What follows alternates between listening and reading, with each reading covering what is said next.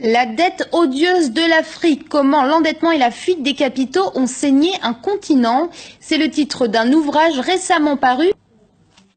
Comment l'endettement et la fuite des capitaux ont-ils saigné un continent? C'est à cette question que les deux auteurs de La dette odieuse de l'Afrique, Léonce Dikoumana et James K. Boyce, tentent de répondre dans leur ouvrage. Un livre de 5 chapitres qui lève le voile sur certains mythes africains.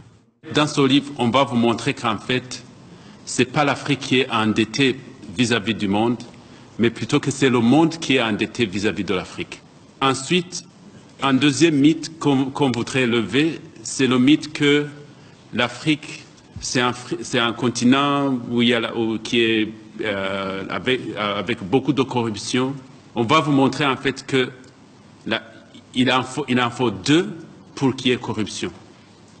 Donc, s'il y a des Africains qui sont corrompus, il y a des non-Africains qui doivent être corrompus. La fuite des capitaux est également, selon eux, l'un des fléaux qui frappent le continent, empêchant les États de profiter de leurs propres ressources pour développer les secteurs éducatifs, sanitaires, mais également les infrastructures.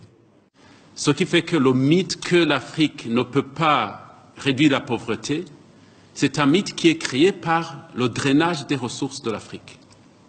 L'Afrique peut, avec ses moyens, avec ses ressources, en fait, éradiquer la pauvreté si on arrivait à garder les ressources de l'Afrique sur le continent.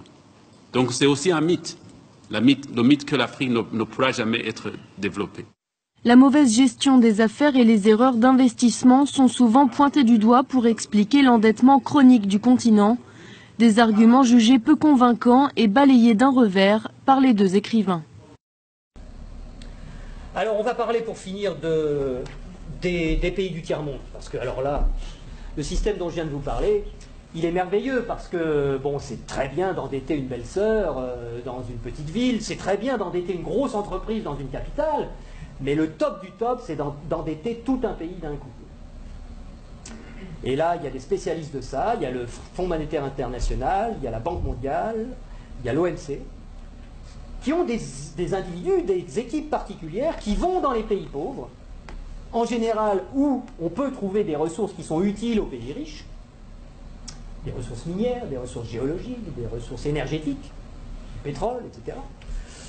Et on dit aux dirigeants de ces pays, est-ce que vous savez que vous êtes assis sur des montagnes de profits? Mais comment vous allez faire pour les tirer du sol, pour les extraire? Vous n'avez pas d'usine, vous n'avez pas de route, vous n'avez pas d'ouvriers, vous n'avez pas de savoir-faire, vous n'avez rien. Et pourtant, Dieu sait que vous pourriez vous enrichir, et enrichir votre population. Ben non, on ne peut rien faire, on n'a rien, on n'a rien. Bon.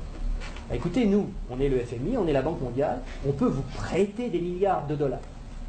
Et avec vos milliards de dollars qu'on va vous prêter, vous allez pouvoir exploiter vos ressources et nous rembourser haut la main sans problème. Mais il y a une petite clause dans le contrat de prêt, et de toute façon vous ne pouvez pas y couper, c'est que vous allez avoir besoin de routes, vous allez avoir besoin d'un port pour que les pétroliers puissent aborder, vous allez avoir besoin d'un pipeline pour aller des puits de pétrole au port, vous allez avoir besoin de soldats pour protéger le pipeline des terroristes, donc on amènera aussi quelques soldats, et vous allez avoir besoin de beaucoup d'argent pour financer tout ça. Et à qui vous allez acheter tout ça? Où sont vos entreprises? Mais on vous a dit on n'a pas d'entreprise. Ah bon? Ben écoutez, c'est pas grave, nous on en a. En Occident, beaucoup, on en a plein. On a Halliburton qui fabrique des usines, on a Areva qui a besoin d'uranium, on a Bouygues qui fabrique des autoroutes, des ports, tout ce que vous voulez, on va vous faire ça aux petits oignons, pas de problème. Et c'est comme ça que ça marche. On vous prête 15 milliards, sous réserve que vous fassiez travailler nos entreprises, et de toute façon, vous ne pouvez pas faire autrement. Donc regardez bien ce que ça fait au point de vue monétaire. Il y a 15 milliards qui sont créés ex nihilo par le Fonds monétaire international et la Banque mondiale. Le Fonds monétaire international, c'est un organisme qui récupère quelques dépôts de la plupart des pays de la planète qui servent de garantie pour faire des crédits, des prêts aux pays sous-développés. Donc il y a 15 milliards qui partent de la Banque mondiale et qui vont sur les comptes du pays sous-développé. Et aussitôt ces 15 milliards-là qui sont dans le pays pauvre, ils retournent dans le pays riche pour aller payer des entreprises occidentales qui vont dans le pays pauvre faire du boulot, construire des trucs. Du point de vue du pays riche, quand vous allez vendre des produits et des services dans un pays pauvre, à l'étranger, pour vous, c'est quoi? C'est des exportations ou des importations? Des exportations. Voilà. Je vais aller exporter une usine, Areva, moi français. J'exporte une usine, j'exporte du travail, j'exporte des chars, j'exporte des fusils, j'exporte des outils, de l'outillage. Donc, ce qui est génial, c'est que les 15 milliards qui sont partis des pays occidentaux, qui sont allés dans le pays pauvre, il y a des services qui sont exportés par les pays occidentaux envers les pays pauvres, et l'argent, qu'est-ce qu'il fait? Il revient dans les pays riches, les 15 milliards, ils reviennent. Bon. Et donc les 15 milliards, c'est comme si on avait eu une belle-sœur qui avait emprunté 15 milliards et qui nous les distribue, puisque les ouvriers des entreprises des pays occidentaux, les actionnaires des entreprises des pays occidentaux, ils vont avoir plus d'argent grâce à ces 15 milliards qui reviennent. Donc ils vont les dépenser dans l'économie, ça nous fait des transactions nouvelles, de l'emploi nouveau, qui va ruisseler dans notre économie.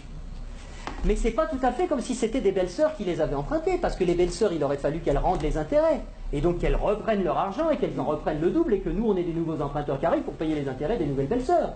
Là, non. C'est qui la belle-sœur qui paye les intérêts? C'est les pauvres. C'est les pays sous-développés. Et donc, on a été leur construire des trucs qui vont nous permettre d'exploiter leur richesse. On a eu de la monnaie en plus qu'on a créée nous-mêmes en la faisant passer par les pays pauvres, mais qui revient chez nous net d'intérêts.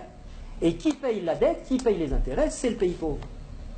Et ils ont deux solutions. Soit ils empruntent à nouveau le montant des intérêts pour pouvoir nous les rembourser, ce qui double leur dette. C'est pour ça que des fois vous entendez des présidents de pays sous-développés qui disent « Mais c'est pas possible, on l'a déjà payé 15 fois la dette, comment ça se fait qu'il faut qu'on paye encore ?» C'est parce qu'ils ne peuvent pas la créer. C'est parce que pour rembourser des dollars, il faut qu'ils les empruntent. Puisqu'il n'y a que nous, les Occidentaux, qui peuvent créer des dollars pour les endetter. Et donc, soit ils empruntent pour continuer à payer leurs intérêts, soit ils vendent leurs ressources pour presque rien. Ce qui nous permet à nous d'avoir le niveau de vie qu'on a. Et d'avoir les ressources des pays sous-développés, qu'on a bien choisis parce qu'ils étaient riches en ressources dont on a besoin, et d'avoir le niveau de vie qu'on a, et d'avoir de l'essence pas chère, et d'avoir des iPhones pas chers, etc. C'est grâce à ça. Donc il faut réfléchir à ça aussi. Il faut savoir que si on a le niveau de vie qu'on a, c'est parce qu'il y a une prédation sur les ressources de la Terre entière, qui nous profitent.